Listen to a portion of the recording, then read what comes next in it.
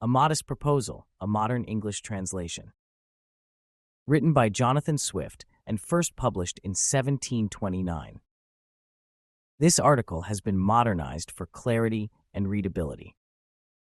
It is a sad sight for anyone walking through the city or traveling in the countryside to see the streets and roads filled with poor women begging, followed by 3, 4, or even 6 children dressed in rags. These mothers, instead of being able to earn an honest living, must spend all their time begging to feed their helpless children. As these children grow up, they often become thieves because they cannot find work, or they leave their homeland to fight in foreign wars, or sell themselves into harsh labor overseas.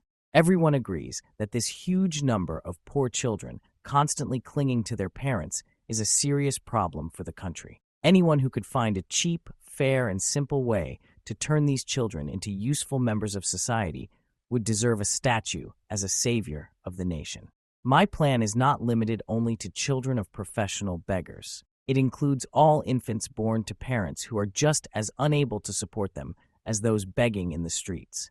I have spent many years thinking about this problem and carefully considering all the plans suggested by others. I have found that they are badly mistaken. It is true that a baby can survive on its mother's milk for about 1 year, at little cost, perhaps no more than 2 shillings. The mother can usually manage this through begging. But once the child reaches 1 year of age, I propose a solution that will not only stop the child from being a burden on parents or the parish, but will actually make the child useful by helping to feed and clothe others.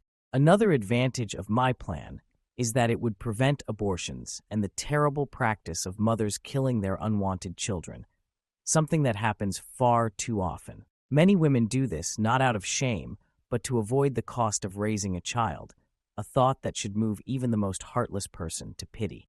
The population of Ireland is usually estimated at about 1.5 million people. Of these, around 200,000 couples are able to have children. Subtract 30,000 who can afford to support their children, and 50,000 more whose children die from illness or accidents in the first year. This leaves about 120,000 poor children born each year. The question is how to care for them. Under current conditions, it is completely impossible using any existing methods. They cannot be put to work in farming or trades, and they are too young to survive by stealing until around the age of 6.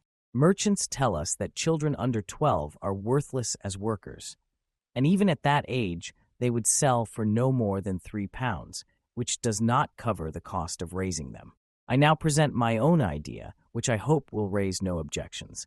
I have been assured by a knowledgeable American acquaintance that a healthy, well-fed child of 1 year old makes delicious, nutritious food, whether cooked by roasting, baking, boiling, or stewing. It would work equally well in fancy dishes.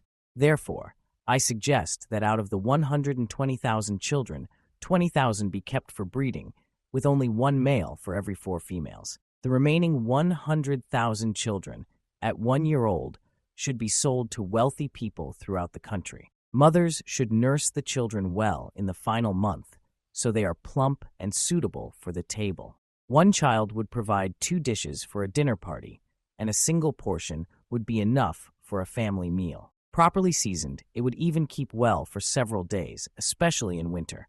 A newborn weighs about 12 pounds, and after a year of feeding will reach around 28 pounds. This food may be expensive, but landlords deserve it most, since they have already taken everything else from the poor. Children would be available year-round, but especially in spring. Since Catholic families tend to have more children, this plan would also reduce the number of Catholics in the country. Raising a poor child costs about 2 shillings per year. A wealthy person would gladly pay 10 shillings for a healthy child, which would provide several fine meals. The mother would make a profit and be able to return to work until she has another child. Those who are especially frugal could even use the child's skin to make gloves or boots. In Dublin, slaughterhouses could be set up, and butchers would not be hard to find. I recommend buying children alive and preparing them fresh, just like pigs. A patriotic friend suggested that older children, aged 12 to 14, could also be used to replace venison. I disagree, since boys are too lean and tough, and girls would be more valuable alive as future mothers. Some people might even call this cruel, which I admit is my strongest objection. Others worry about elderly and sick poor people. I am not concerned, since they are already dying from hunger and disease. As for young laborers, they are starving anyway, and too weak to work when hired. To summarize, the benefits of my plan are clear. 1. It would reduce the number of Catholics. 2. Poor tenants would have something valuable to help pay rent. 3. The nation would save enormous sums of money and gain a new luxury food. 4. Mothers would profit and no longer need to support children after 1 year. 5. Taverns and restaurants would thrive. 6. Marriage would increase, and parents would care more for their children. There are many other advantages, but I will be brief. Dublin alone could consume 20,000 children a year, and the rest of the country, the remaining 80,000.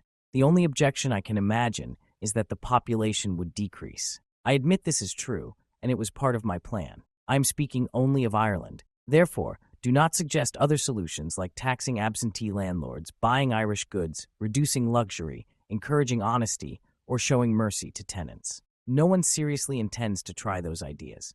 I am open to better proposals, as long as they are practical and effective. But first, critics should explain how they would feed and clothe 100,000 poor children. I sincerely state that I have no personal gain in this proposal. I have no young children to sell, and my wife can no longer have children. My only goal is the good of my country, helping the poor, improving trade, and providing pleasure for the rich.